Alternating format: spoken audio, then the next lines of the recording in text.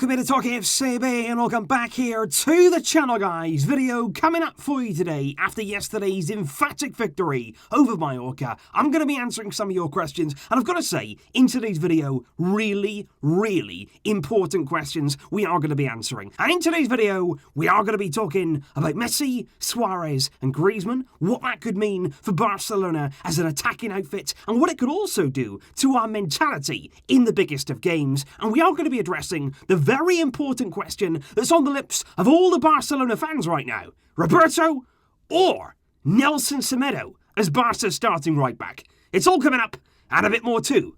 Let's get into it. And I do want to kick off with that vital question. Roberto or Semedo? Which one would you choose right now if you had to play a Champions League final, if it was the biggest of games, you had to perform? Which player are you going to put in there, providing they were both fit, of course, Roberto or Semedo? And when I was asked this question, I was asked by a number of people, thank you, like I say, for all of your questions, guys. A lot of people saying, look, Roberto was brilliant against Atletico and against Mallorca. He was fantastic again. So who would be our main right back? And that is such an interesting question. I think there's so much to look into there with regard to both those players, because I do like both guys, I do like both players, what they can bring to the team. I think they're two very different players. I think they both have different qualities they bring to the Barcelona team. And if you look at them this season, they both played a very similar amount of games. Sergi Roberto, 13 La Liga appearances, 12 of those from the start, 4 in the Champions League, 2 of those coming there from the starting lineup. And Semedo, very similar, 12 in La Liga, he started 10, and he started 4 Champions League games so far this season. And it's interesting, really, to compare all of the different aspects there of the modern fullback, because years ago you'd be saying whoever's the best defender, whoever can keep the goals out, they are the starting right back. But we all know, as a Barcelona fullback, you've got to do so much more there than just your defending. But if we look at that first of all, between the two there, I would say certainly Nelson Semedo is the better defender. You can see that there, the stats back that up. He's more involved in terms of defending, his tackling, he's dribbled past less times, and of course, in terms of one-on-one defending, I would choose Semedo because of that pace. He can get himself out of trouble, he can get himself back there. No matter really who he's coming up against, he can come out on top in those 1-versus-1 duels. But for me,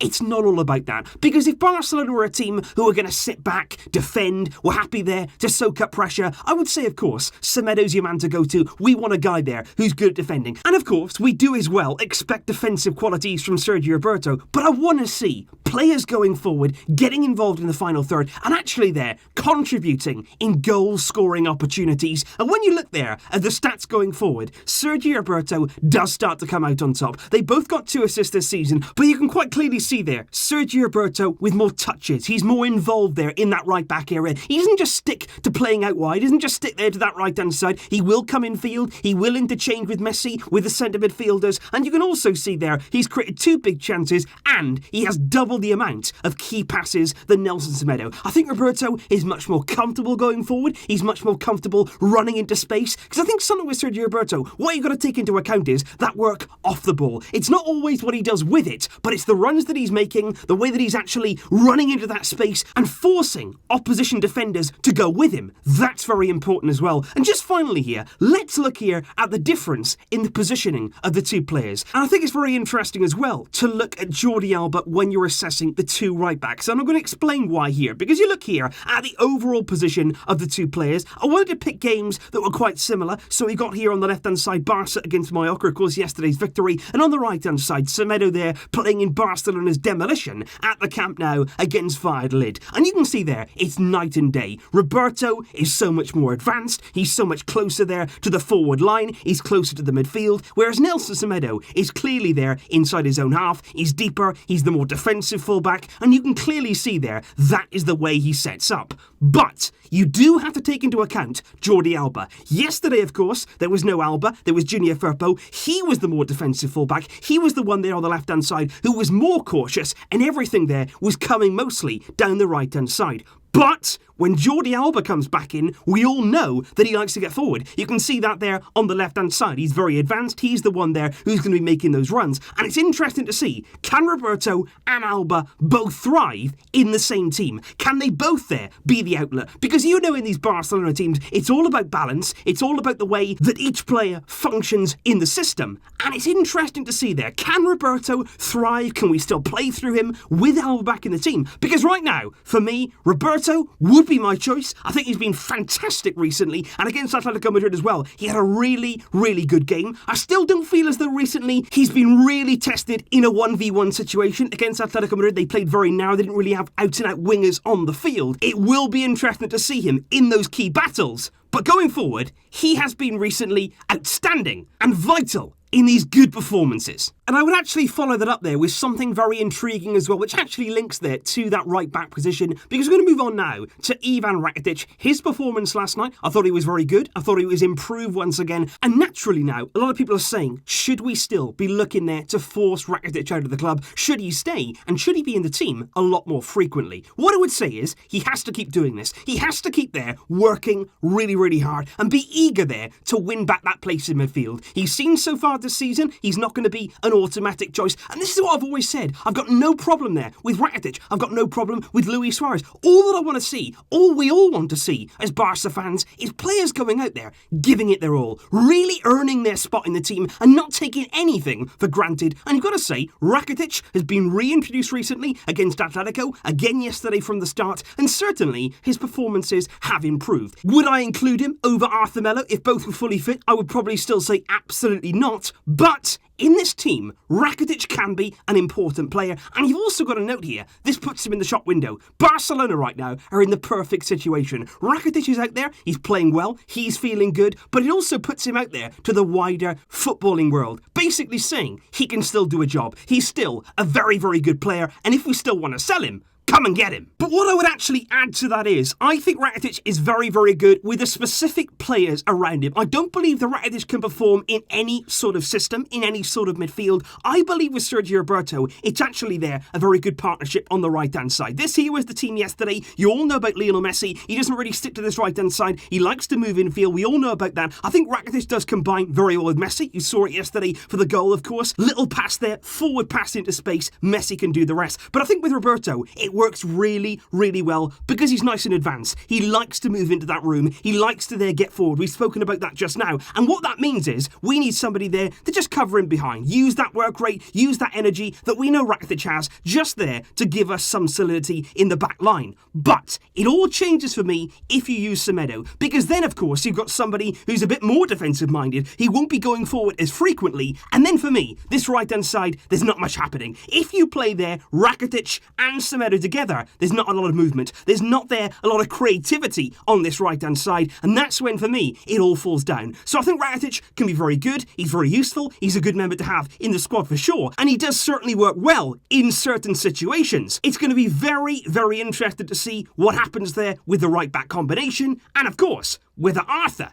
gets back into this midfield. And just quickly, guys, on the Arthur Melo situation, I just want to say he wasn't actually ruled out yesterday because of a technical decision. He wasn't really left out of the squad because Valverde feels he's not good enough. Once again yesterday, unfortunately, he missed out because of a slight groin strain that he picked up there just before the final training session before yesterday's game. That's why he wasn't involved. And I just want to have a look here at the way that Arthur Melo has basically been in and out of the team in recent times. And it is concerning because a lot of the time he plays, then he's out of the squad. Sometimes it is due to a technical decision and he's randomly left out the squad. He goes on international duty, of course. He plays for Brazil in both of their games. He then comes back, excluded again. Then he's on the bench, doesn't even come on. Then he plays very well, I thought, against Atletico Madrid. And again then, a slight injury before yesterday's game. And it's very irregular. And I just wonder here, Arthur Melo in, out of the team, is that really doing him any favours fitness-wise? Because you all know that obviously overplaying players can cause injuries, but also having that irregular pattern, being in, then out again, then not playing, then on the bench, that irregular pattern, that can cause problems too, just as much as overworking players.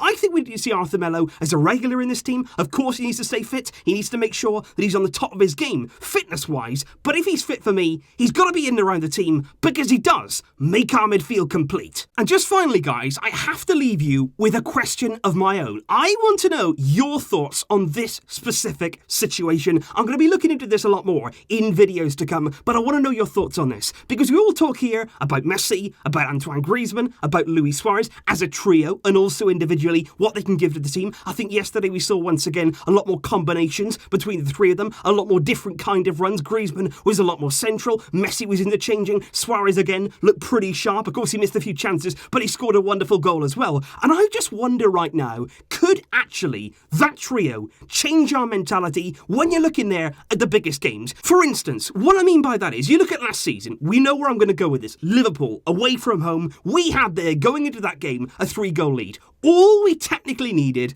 on the day was a goal. One away goal probably would have taken us to the Champions League final. And I just felt last season, not only last season, but the season before as well, Valverde never really trusted Coutinho, never really played him in the right role. Coutinho never really hit the heights at Barcelona. Then there's Ousmane Dembele. I don't also feel as though Valverde has ever trusted him. But with Griezmann, I think Valverde couldn't drop him. He couldn't leave him out in a game of that magnitude. And I just think it's very interesting now to see what that trio could do to our mentality, because I would feel so much more comfortable going into a big Champions League away game knowing that I had Messi, Suarez and Griezmann all on the same pitch. I would feel comfortable that we would get a goal. Even if we concede a few, I would still feel as though we could get that goal. And I just wonder, could this change everything? I think, like I say, he didn't trust in Dembele, didn't trust in Coutinho. Then we ended up with 4 players across the midfield, and Barcelona suddenly looked like a team that we'd never seen before, sitting back, absorbing pressure, being scared senseless there in the biggest nights of our season. And we've all said, that's not Barca.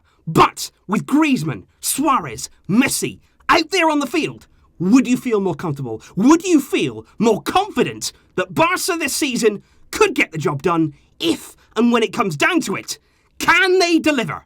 Let me know down below. This, for me, big topic, and one, of course, we're going to see develop as the season goes on. So please leave your thoughts on that and everything else that we had discussed in today's video. Of course, I also want to know your thoughts, Roberto or Semedo. Let me know everything down below, guys. Thank you, as always, for joining me, and thank you for your incredible support. And of course, videos coming soon. Inter, it's coming thick and fast. And for that reason, I will see you soon. But until next time, as always, Visca El Barça.